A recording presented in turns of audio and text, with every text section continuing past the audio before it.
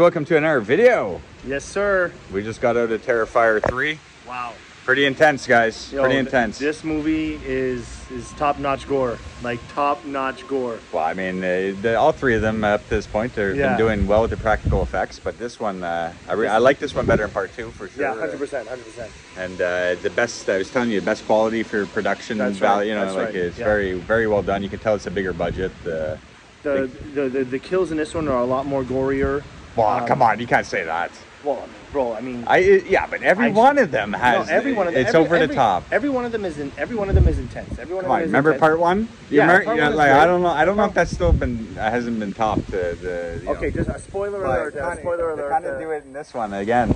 Yeah, well, bro, I mean, the girl takes a piece of glass and starts cutting her private areas. Oh my god, that was gross. And as if she's like, yeah, touching herself. To a gruesome scene. Yeah, that's it. With some glass, and it's pretty intense. What the Terrifier guy's doing while she's doing that, it's pretty gruesome. He's like cutting open the guy's head with a little X-Acto knife. Like, yeah, he's biting off his fingers, man. Some good hidden actors too, in this movie. Like Jason Patrick. Jason Patrick's in this movie. What the from fuck, Rush, one of our favorite movies of all time. Rush. Yeah, and that Sleepers, Lost Boys. Yeah, of course.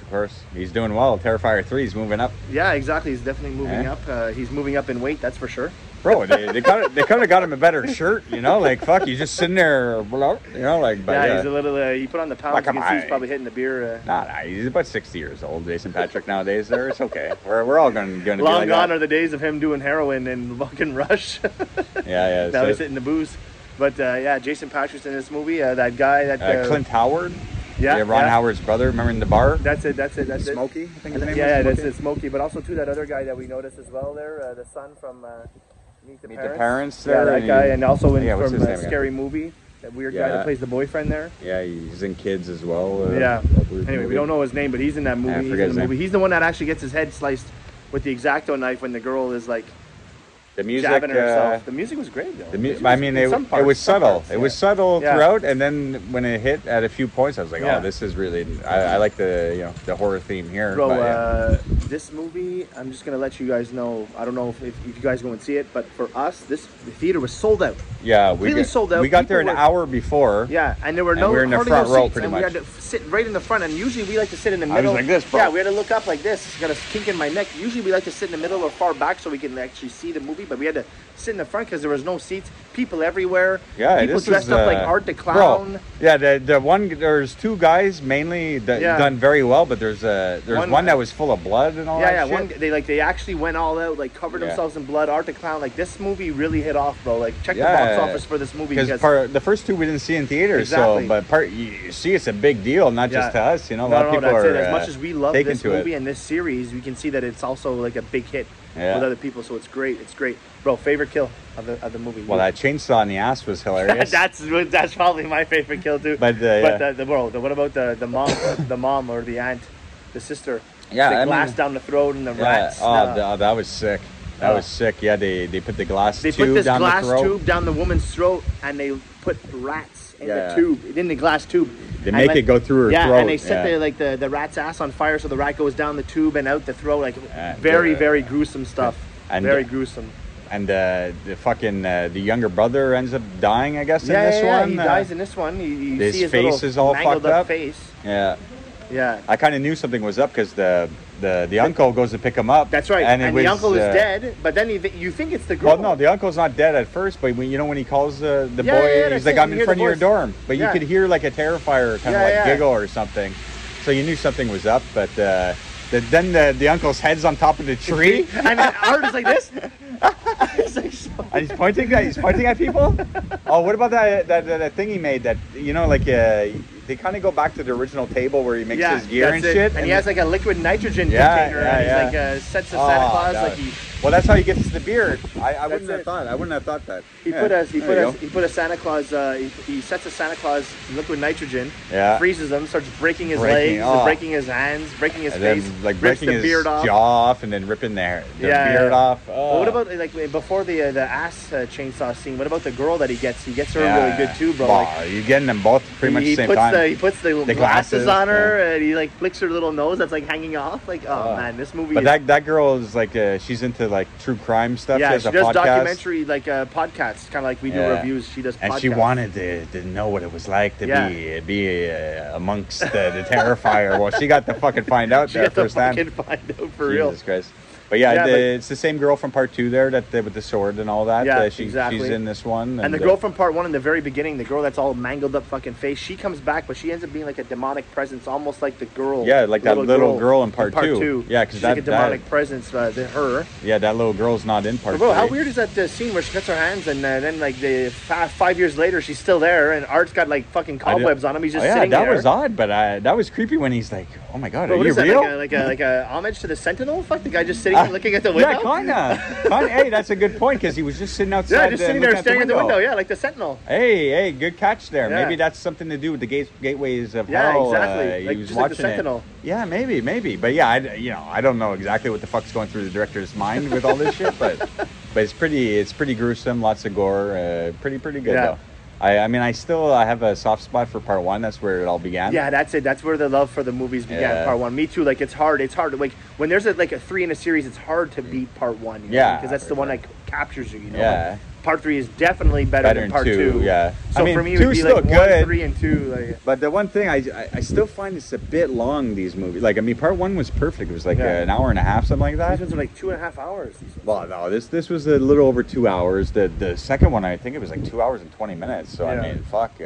But this one was there was a bit long, 10 minutes. What I didn't like about part 2 is that they drug on that whole scene with the mom and the fighting and everything. And that was drug out. Here, nothing seemed drug out. Yeah. Nothing seemed drug out. It was quicker to scenes that weren't with Terrifier. A lot more killing, you know what I mean? A lot more gory, gruesomeness. The acting was a little better. Yeah, exactly. Like you said, Jason Patrick, there's a little bit more better actors in this movie. Yeah. And then the one thing I didn't like about part 2 is the moms. All the scenes of the mom. We didn't review part 2, but I mean, you get well, maybe one day. You get the gist of it here. But But I mean, part 3 was a fun time. We went downtown. I'm gonna splice in some really, shots and some footage. And what a great ambiance too. Like we said, like everyone was dressed to the T's, Terrifier gear.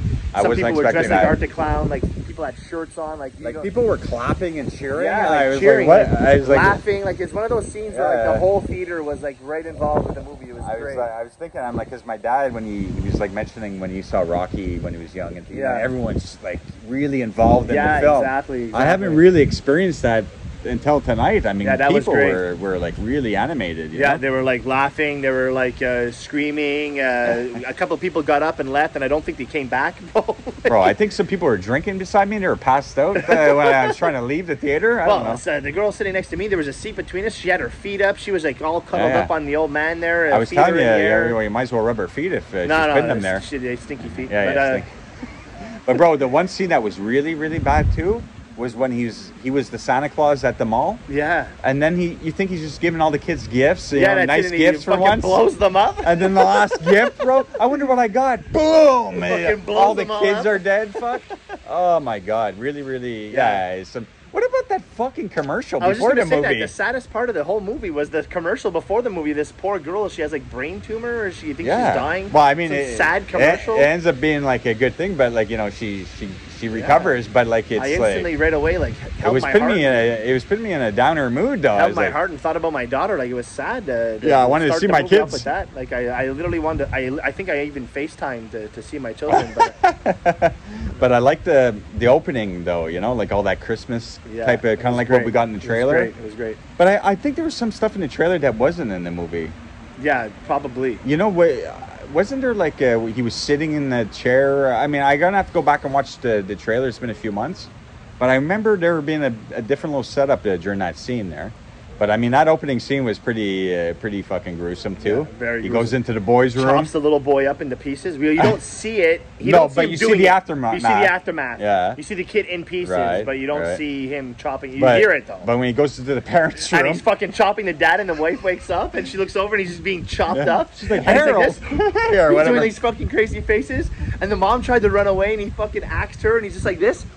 Like, you better not fucking run as she's like all being chopped up. But there, you know, when I do think about part 2 a little more, like there was great scenes, you know, when he went to the costume shop. There was great moments like that too, you know, that we didn't get in part 3. It was just a whole different vibe. Well, he brought back the fucking horn in part 3 in the bar. Bro, that part made me laugh, bro. I was like that, bro. Because they're like, what's in the bag? You think and he's gonna pull out like a big something, and he pulls out the fucking horn. And then everyone like jumping, fuck. Yeah, that bartender was funny though. He's like, I want to see your ID.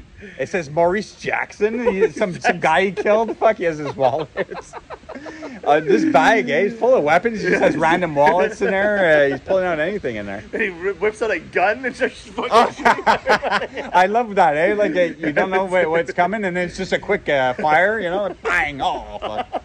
Oh my god, it really hits the fan quick, boy. This movie's really, really good, guys. Like honestly, if you're into gore and the Terrifier series, you have to go see this movie. It's phenomenal. And it's all because of their practical effects that really make it work. You know, I mean, Damien Leone taking effects from Sergio Leone. I thought for sure it wouldn't be sold out because it's, you know, rated R, and you know, I'm like, how many people are gonna fucking see this gruesome shit, you know? But I mean, there's a lot of people that like this stuff. So it was the most craziest thing is because, like we said, we went to go get our tickets like an hour early. Yeah. And there were literally almost no seats left. Yeah. The guy's like, you had to choose your seats, and there were like none left to choose. Well, not two together. Yeah. And then so the bottom 3 rows, you know, that's separate from the upper part. Exactly. We took the first row in the bottom 3, so I mean, that's right. We're right up to the screen. I mean, the gore was pretty intense from that close from up.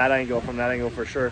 But AMC, no, we saw that at the Scotiabank Theater, but the AMC downtown is playing old classic horror movies every week. Nightmare on Elm Street. Now Nightmare on Elm Street is in there now. Halloween is supposed to come up. John Carpenter's Halloween is supposed to be. Last week was Texas Chainsaw Massacre. That's correct. That's really cool that they're doing that and bring them, you know, give you a chance to see the classics in theaters. Exactly. Maybe they'll bring back Terrifier 1 or 2. That'd be awesome. We'll see. I think they were doing something like that in the States where they were playing part 1 and part 2. Like a back-to-back. I remember reading about that. I don't know if it were exactly, but I think it was supposed to be in the month of October, so maybe it's still to come. Maybe they'll have like a 1 and 2, and then three's already out. So. I don't know if I'll go see 1 and 2 in theater. That's like a 4-hour watch, bro. Yeah, that's it. and it's a newer film, you know. Like I'd rather go see Carpenter's Halloween or Nightmare on Elm Street, you know, like 45-year old movie. They also playing Shaun of the Dead. We saw that they were bringing that back in. But they're actually bringing that to Scotiabank. Yeah, that's right. So it's already been 20 years for that movie. So yeah, it's kind of cool that they're bringing back a lot of retro movies to the theater too. That's really good. And, but yeah, man, if you guys haven't seen Terrifier 3 yet, go and see. We know it's the first night there, but if you haven't seen it, go out and see it. This movie is great. Support the movie, support the director. He's good. Very good movie. But don't watch this review. I mean, I should have said spoilers all the way through there. Well, you're gonna put it in a thumbnail for sure. Yeah, right. So I'll let you know ahead of time because you should go watch the movie beforehand for sure. But anyways, just a little quick wrap up there, a little quick video for you guys, let you know how it was. Really good. Yeah, thumbs up, man. Thumbs up. Take care, guys. Thanks. Take care, guys. Bye. Get it, bitch.